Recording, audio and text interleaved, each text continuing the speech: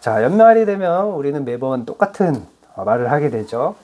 시간이 참 빠르게 지나간다. 시간이 참 빠르게 지나간다. 오늘 같은 날 그런 말이 저절로 나오죠. 시간이 참 빠르게 지나갑니다. 그런데 우리가 잘 돌아보면, 한 해를 돌아보면 빠르게 지나간 것 같은 1년이었지만 정말 많은 일이 있었습니다. 큰 일도 있었고 또 소소한 일도 많이 있었고, 특히 큰 일이 있을 때는 힘들어서 시간이 느리게 지나가는 것처럼 느껴질 때가 있습니다. 그런데 오늘 같은 마지막 날이 되면 어떻게 돼요? 언제 그런 일이 있었냐는 듯이 그 기억이 가물가물하기도 하죠. 그래서 그런 말도 있나 봅니다. 시간이 약이다. 시간이 약이다. 여러분, 올해 많은 일이 있었죠? 네, 수고 많으셨습니다. 잘 견디셨습니다. 또 잘 해내셨습니다. 자, 우리 옆 사람에게 진심으로 말해 줍시다. 수고 많으셨습니다. 수고 많으셨습니다. 잘 견디셨습니다. 잘 견디셨습니다. 잘 해내셨습니다. 잘 해내셨습니다. 아멘. 자, 올해를 한 단어로 요약을 한다면 많은 사람들이 이렇게 말할 것입니다. 너무 빨랐다. 너무 빨랐다. 올해 정말 많은 일이 있었죠. 그런데 너무 빨랐습니다. 대통령도 너무 빠르게 바뀌었어요. 또 주가와 환율의 변화도 빨랐습니다. 정말 빨랐어요. 또 AI의 기술은 어떻습니까? 불과 몇 달 사이에 세상을 완전히 변화시키고 있습니다. 요즘 세상은 정말 빠릅니다. 그런데 이 빠른 세상 가운데 이상한 마음이 들죠. 이렇게 바쁘게 살았는데, 이렇게 빠르게 살아왔는데 왜 내 마음은 이렇게 비어있는 것 같을까? 왜 비어있는 것 같을까? 실제로 많은 사람들이 올해를 돌아보면서 말을 합니다. 정말 열심히 살았는데 남은 게 없다. 정신없이 바쁘게 살았는데, 정신없이 바쁘게 일했는데 남은 게 없어. 남은 게 없어. 한 해를 돌아보면 나름대로 성과는 있었던 것 같은데 그 의미가 희미합니다. 일정은 정말 많았는데 마음은 공허해요. 외로워요. 또 오늘 우리는 그렇게 빠르게 흘러간 한 해의 끝에 서 있습니다. 올해의 마지막 날인 이 밤에 하나님은 과연 우리에게 어떤 질문을 하실까요? 하나님은 우리에게 어떤 질문을 하실까? 내가 얼마나 많은 일을 했느냐? 네가 얼마나 앞서갔느냐? 뭐 이런 질문을 하시겠습니까? 그렇지 않죠. 그렇지 않죠. 하나님은 오늘 우리에게 이렇게 말씀하십니다. 7절에 만물의 마지막이 가까이 왔으니. 우리는 여기서 보통 두려움을 예상하죠. 경고와 심판을 떠올리게 됩니다. 만물의 마지막이 가까이 왔으니 하면, 그죠? 그러나 놀랍게도 본문은 심판을 말씀하지 않습니다. 세상이 붕괴된다는 그런 말씀도 하지 않아요. 오히려 끝이 가까울수록 더 분명하게 삶의 방향을 말씀합니다. 그게 뭘까요? 그게 뭘까요? 기도, 사랑, 사명입니다. 기도, 사랑, 사명. 오늘 본문은 마지막 때에 우리는 어떻게 살아야 하는가에 대한 답입니다. 말씀을 잘 듣고 한 해를 감사로 정리하고 또 새해를 소망으로 맞이하기를 주님의 이름으로 축복합니다. 자, 7절을 다시 한번 같이 읽겠습니다. 시작. 만물의 마지막이 가까이 왔으니 그러므로 너희는 정신을 차리고 근신하여 기도하라. 자, 사람은 보통 끝이 보이기 시작하면 더 잘 집중할 것 같죠? 그런데 실제로는 정반대의 모습을 보입니다. 시험이 끝나갈수록 집중력은 어떻게 됩니까? 흐트러지죠.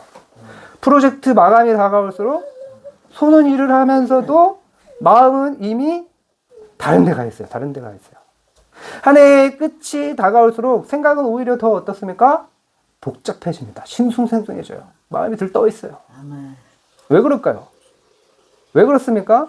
한마디로 마음의 중심을 잃게 돼서 그렇습니다.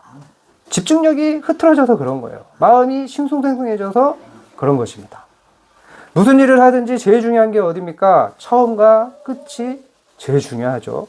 그런데 이상하게도 사람들은 끝이 보이면 대충 마무리하려고 해요. 대충 마무리하려고 해요. 또 다른 걸 생각하고 또 다른 걸 하고 싶어 합니다. 뭐 어차피 끝났는데, 이제 끝났는데, 그러면서 대충 마무리하려는 거예요. 그래서 용두사미라고 하지 않아요? 용두사미라고 하지 않습니까? 누구나 시작은 정말 열정적으로 합니다. 진짜 내가 반드시 해내겠다. 내가 이걸 꼭 해내겠다. 막 그렇게 정말 대단히 잘할 것처럼 당당하게 말하고 그 의지를 보여요. 그죠? 제가 새로운 사람들을 만나보면 다 그렇습니다. 그런데 시간이 지날수록 어때요? 집중력이 점점점 흐트러져요. 그래서 어떤 사람은 중간쯤 돼서 포기합니다. 또 어떤 사람은 포기하지 않았는데 마지막이 돼서는 그냥 대충대충 끝내버리려고 하는 거예요. 끝까지 집중하는 사람이 별로 없습니다. 인류의 역사가 그래요. 이스라엘의 역사를 봐도 그렇습니다. 이스라엘 역사가 그걸 증명하고 있어요. 이스라엘의 왕이 몇 명이었어요? 40 몇 명이었잖아요. 그 많은 왕들이 처음에는 그 많은 왕들 중에서 경건하게 지혜롭게 시작한 왕들이 꽤 있습니다. 꽤 있어요. 그런데 끝까지 하나님 앞에 경건했던 왕들은 몇 명 없습니다. 몇 명 없어요. 그 대단했던 그 지혜로웠던 솔로몬도 어땠어요? 말년에는 세상에서 가장 어리석은 사람처럼 행동을 해서 나라를 말아먹어 버렸습니다. 말아먹어 버렸어요. 그래서 그 사람의 수준은 끝을 어떻게 마무리하느냐에 결정됩니다. 끝이 좋아야 되는데 끝이 안 좋은 경우가 너무너무 많아요. 그냥 대충 끝내버리는 거예요. 예의범절도 없는 거예요. 그냥 흐지부지하게 해서 끝내거나 아니면 대충 하는 거예요. 너무 이상하게. 그렇게 큰 마음을 가지고 내가 반드시 이건 하겠다 막 그러면서 어떤 사명감을 가진 것처럼 원대한 목표를 가진 것처럼 시작을 해놓고 끝이 이상해지는 거예요. 끝이. 그래서 본문은 만물의 마지막이 가까이 왔으니 너희는 정신을 차려라 이렇게 말씀을 하고 있는 거예요. 마지막이 가까이 왔으니까 너희가 정신을 차려라. 근신해라. 여기서 정신을 차려라 라는 말은 마음을 다그치라는 뜻이 아닙니다. 흩어진 생각을 하나로 모으라는 거예요. 아멘. 또 근신하라는 말도 자기 감정을 억누르라는 말이 아니에요. 이 원어인 헬라어의 의미는 마음의 중심을 잃지 않고 붙드는 상태를 말하는 거예요. 마음의 중심을 잃지 않고 붙드는 상태. 그리고 베드로 사도는 그 중심을 붙드는 유일한 방법을 말합니다. 그게 뭡니까? 그게 바로 기도라는 거예요. 기도. 우리는 보통 이렇게 생각합니다. 지금은 상황이 너무 급해서 기도할 시간이 없어. 그러나 성경은 정반대로 말합니다. 상황이 급하기 때문에 바쁘기 때문에 먼저 기도해야 된다. 기도가 먼저다. 기도는 문제를 회피하려는 행동이 아닙니다. 기도는 문제보다 하나님을 먼저 바라보겠다라고 하는 신앙의 질서예요. 신앙의 질서. 기도는 세상의 속도를 낮추지는 못합니다. 않습니다. 못하는 건 아니죠. 세상의 속도를 낮추지는 않아요. 그러나 기도는 내 마음의 속도를 하나님의 박자에 맞추게 해주는 거예요. 하나님의 박자에. 아멘. 내 마음의 속도를. 기도할 때 끝을 제대로 마무리할 수 있는 거예요. 그래서 키에르 케고르는 말했습니다. 기도는 현실을 바꾸기 전에 사람의 시선을 바꾼다. 현실을 바꾸기 전에 사람의 시선을 바꾼다. 그래서 베드로는 끝이 가까울수록 무언가를 더하라 라고 하지 않습니다. 더 뛰라고 하잖아요. 더 성취하라고도 하지 않습니다. 단 하나를 말합니다. 그게 뭐예요? 기도하라. 올해 우리는 정말 많이 달렸습니다. 그래서 지친 것이 아니라 어쩌면 중심 없이 달렸기 때문에 더 피곤했는지도 모릅니다. 이제 한 해의 끝에서 하나님 앞에 멈추어 서야 할 시간입니다. 그리고 이렇게 고백하시기를 바랍니다. 주님, 다시 제 마음의 중심을 잡게 하여 주옵소서. 이것이 본문의 첫 번째 메시지입니다. 끝이 가까울수록 하나님께 집중하라. 끝이 가까이 올수록 하나님께 집중하라. 이것이 한 해를 가장 잘 마무리하는 방법입니다. 또 새해를 가장 안전하게 여는 시작인 것입니다. 아멘. 자, 한 해의 끝에 서면 우리는 자연스럽게 정리를 시작하죠. 일을 정리하고 관계를 돌아보고 마음속의 서랍을 하나씩 닫으려고 합니다. 이때 가장 먼저 흔들리는 것이 뭐예요? 바로 사랑입니다. 사랑이에요. 여유가 없을수록 사람은 예민해지고 또 사랑은 조건이 됩니다. 조건이 되는 거예요. 그래서 베드로 사도는 아주 분명하게 말합니다. 무엇보다도 무슨 뜻이에요? 끝이 가까이 올수록 가장 중요하게 붙들어야 할 것이 사랑이라는 뜻입니다. 아멘. 가장 중요하게 붙들어야 될 것이 사랑이라는 거예요. 겨울이 깊어질수록 집안에서 중요한 것은 인테리어가 아니에요. 뭡니까? 난방이에요, 난방. 아무리 집안이 예쁘게 꾸며놔도 난방이 없으면 난방이 고장나는 순간, 문제가 생기는 순간 어떻게 돼요? 그 집은 싸늘해지는 거예요. 싸늘해지는 거예요.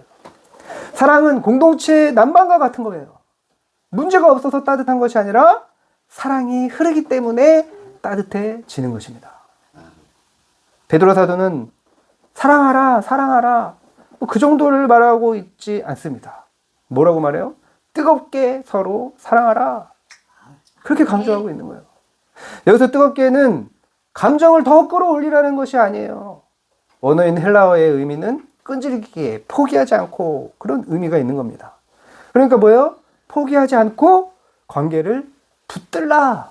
그런 의미예요. 그런 의미입니다. 우리는 보통 이렇게 생각합니다. 사랑한다면 상대가 변해야지. 그러나 성경은 그렇게 말하지 않아요. 사랑은 상대를 먼저 고치는 것이 아니라 심판의 자리를 내려놓는 것입니다. 심판의 자리를 내려놓는 거예요. 그래서 뭐라고 말씀합니까? 사랑은 허다한 죄를 덮느니라. 그렇게 말씀하는 거예요. 여러분, 덮는다는 것은 뭡니까? 없었던 일로 만드는 게 아니에요. 그 죄 위에 하나님의 은혜를 덮어놓는 거예요. 헨리 나우에는 말했습니다. 사랑은 상처를 지우는 능력이 아니라 상처 위에 머무는 용기이다. 그래서 베드로 사도는 끝이 가까울수록 서로 사랑하라. 더 뜨겁게 서로 사랑하라. 그렇게 강조하고 있는 것입니다. 여러분, 올해 마음에 남아있는 사람이 있을지도 모릅니다. 지우고 싶은 사람이 있을지도 몰라요. 다시 떠올리기 싫은 그런 기억이 있을 수도 있습니다. 그러나 오늘 밤 하나님은 우리에게 이렇게 말씀하십니다. 정리하지 말고 사랑으로 덮어라. 사랑으로 덮어라. 왜 그렇게 말씀하십니까? 하나님께서 우리에게 먼저 그렇게 하셨기 때문이에요. 하나님께서 독생자 아들의 피로 우리의 죄를 덮어주셨어요. 놀라운 은혜로 우리의 죄를 덮어주신 것입니다. 생명값으로, 아들의 생명값으로. 이 사랑이 올해를 감사로 마무리하게 하고 이 사랑이 내년을 가볍게 시작하게 할 줄 믿습니다. 끝이 가까이 올수록 우리는 사랑을 선택해야 되는 거예요. 사랑을. 그리고 그 선택이 우리의 인생을 가장 아름답게 만들 줄 믿으시기를 바랍니다. 이것이 바로 두 번째 메시지예요. 끝이 가까울수록 뜨겁게 서로 사랑하라. 뜨겁게 서로 사랑하라. 자, 한 해가 끝나갈수록 우리는 이런 말을 자주 하죠. 이제는 좀 쉬고 싶다. 에너지가 다 떨어졌다. 내년엔 진짜 나를 위해서 살고 싶다. 이 말 속에는 지친 마음이 담겨 있죠. 그러나 동시에 한 가지 오해도 숨어 있습니다. 내가 지금까지 나 자신을 써버렸다는 거예요. 그래서 우리는 어떻습니까? 삶을 점점 소비의 관점으로 이해를 합니다. 시간을 쓰고 감정을 쓰고 관계에서 에너지를 쓰다 보니까 결국 나 자신을 다 소진한 것처럼 느끼는 거예요. 그런데 베드로 사도는 전혀 다른 관점을 제시하는 거예요. 어떤 관점입니까? 너희는 은혜를 맡은 청직이다. 은혜를 맡은 청직이다. 여러분, 청지기가 어떤 존재예요? 어떤 존재입니까? 자기 것을 쓰는 존재예요? 자기 것을 쓰는 존재입니까? 아니에요. 주인의 것을 맡아서 관리하는 사람이에요. 주인의 것을 쓰는 사람이에요. 여러분, 수도관은 수도관 자체의 물을 가지고 있지 않습니다. 그렇죠? 그러나 가장 물이 풍성하게 흐르는 곳은 어디예요? 수도관인 거예요. 수도관. 은사도 마찬가지예요. 나누면 줄어드는 것이 아니라 흐르게 할수록 더 선명해지는 거예요. 우리 이렇게 말합니다. 더 이상 힘이 없다. 더 이상 줄 것이 없다. 그러나 본문은 말씀하는 거예요. 각각 받은 은사대로 우리가 받았다는 거예요.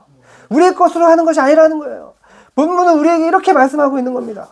힘은 내 안에서 나오는 것이 아니다. 베드로 사도는 분명히 말하는 거예요. 말하려면 하나님의 말씀하는 것 같이 하라. 봉사하려면 하나님이 공급하시는 힘으로 하는 것 같이 하라. 즉, 신앙의 삶은 자기 에너지로 버티는 것이 아니에요.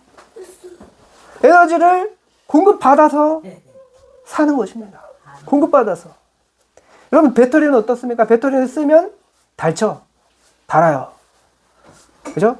그러나 전선은 전기를 흘려보내도 닳지 않습니다. 우리는 배터리가 아니라 전선으로 부름을 받은 것입니다. 우리는 전선으로 부름을 받은 거예요. 그렇습니다, 여러분. 하나님께서 공급하시는 삶은 결코 고갈되지 않는 거예요. 많이 했다고 고갈되지 않아요. 나이 먹었다고 고갈되지 않는 거예요. 그래서 C.S. 루이스는 이렇게 말했습니다. 하나님께 쓰임받는 사람은 소모되지 않는다. 그래서 베드로 사도는 끝이 가까이 올수록 멈추라고 말하고 있지 않습니다. 자기만을 지키라고도 말하지 않아요. 오히려 서로 봉사하라. 서로 봉사하라. 그 목적도 분명해요. 그 목적이 뭡니까? 12절에 보니까 이는 범사에 예수 그리스도로 말미암아 하나님이 영광을 받으시게 하려 함이니. 하나님의 영광을 위한 거라는 거예요. 이 말씀 우리의 인생의 목적이 성과가 아니라 하나님의 영광을 위하는 다는 것이에요. 하나님의 영광을 위한 것이라는 뜻이에요. 어느 작은 교회에 가장 먼저 와서 불을 켜는 권사님이 계셨습니다. 사람들은 교회에 왔을 때 교회가 밝고 또 따뜻한 것이 당연한 것인 줄 알았어요. 불이 켜져 있는 게 당연한 것인 줄 알았어요. 그러던 어느 날 그 권사님이 병으로 쓰러지셨습니다. 교회는 갑자기 어두워졌어요. 난방도 늦게 틀어서 예배 전에 그 따뜻함이 사라졌습니다. 그때 성도들이 깨달았습니다. 아, 그 권사님이 교회를 따뜻하게 하셨었구나. 나중에 그 권사님이 이렇게 말합니다. 제가 교회를 위해 산 게 아니에요. 하나님이 저를 살려주셔서, 하나님이 저를 살리셔서 그 힘으로 교회를 섬긴 겁니다. 그 권사님은 소진되지 않았습니다. 권사님은 하나님으로부터 공급받은 삶을 살았기 때문이에요. 여러분, 우리가 매년 새해를 기대할 수 있는 이유는 우리가 줄 것이 있어서가 아니에요. 하나님께서 이미 우리 손에 은혜를 맡기셨기 때문입니다. 이것이 바로 세 번째 메시지입니다. 끝이 가까이 올수록 내 것을 소비하지 말고 맡겨진 은사와 은혜를 흘려보내라. 여러분 모두 내년에는 억지로 애쓰는 삶이 아니라 받은 은혜를 흘려보내는 그런 축복의 통로가 되시기를 축원합니다. 아멘. 여러분의 말과 섬김을 통해서 하나님이 영광 받으시는 한 해가 되기를 주님의 이름으로 축복합니다. 아멘. 말씀을 마치겠습니다. 세상은 빠르게 변하고 있지요. 우리는 그 속도를 따라가느라 마음의 숨을 고를 틈도 없습니다. 그러나 오늘 밤 하나님은 우리를 그 속도의 트랙에서 내려오게 하십니다. 그리고 이렇게 말씀하시는 거예요. 너는 마지막이 가까이 왔는데 어떻게 살고 있느냐? 본문은 이 질문에 대한 하나님의 분명한 답이었습니다. 끝이 가까이 올수록 하나님께 집중하라. 끝이 가까이 올수록 뜨겁게 서로 사랑하라. 끝이 가까울수록 내 것을 소비하지 말고 공급하여 주시는 은사와 은혜를 흘려보내라. 이 세 가지는 무거운 짐이 아닙니다. 오히려 인생을 가볍게 만드는 복음의 질서인 것입니다. 왜냐하면 우리는 혼자 버티는 사람이 아니라 하나님께 공급받는 성도이기 때문입니다. 그래서 우리는 올해를 불평으로 떠나보내지 않습니다. 감사로 마무리합니다. 내년을 불안으로 맞이하지 않습니다. 소망으로 맞이합니다. 여러분 내년에는 기도로 중심이 더 견고해지고 사랑으로 관계가 깊어지고 또 은혜의 통로로 쓰임 받으시기를 주님의 이름으로 축원합니다. 아멘. 세상이 더 빨라질지라도 여러분의 삶은 더 은혜로 안정적이기를 축복합니다. 영광과 권능이 세세토록 있으신 하나님과 함께 소망 가득한 그런 새해를 보내시기를 주님의 이름으로 축원합니다.